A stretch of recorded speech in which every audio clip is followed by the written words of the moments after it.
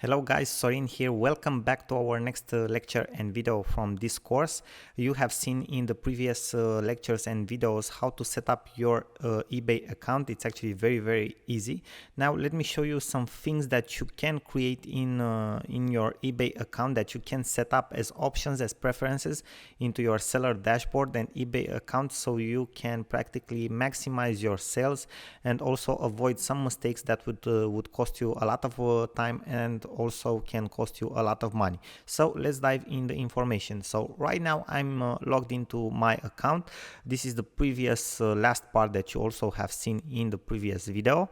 So we are logged into our account. Now if we go here with our mouse over this option, the account option, we will have an option here, seller dashboard, a button. Okay, it's like a drop down menu.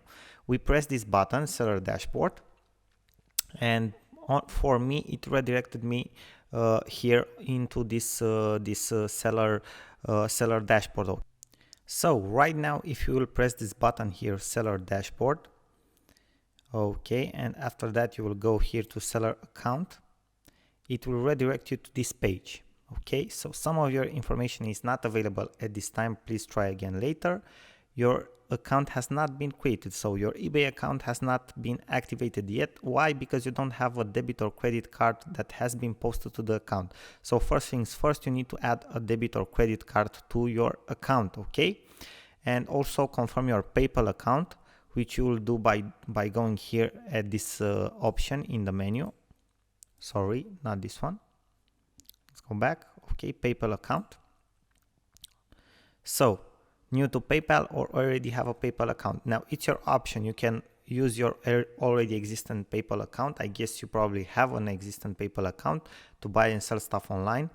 And if not, you can practically go and sign up for a PayPal account directly from here. Okay, and after you will have all of these options set up, I will show you exactly which are the options that you need to set up on certain specifics so you can maximize your sales and practically avoid making any mistakes that would cost you money and time, as I've told you before.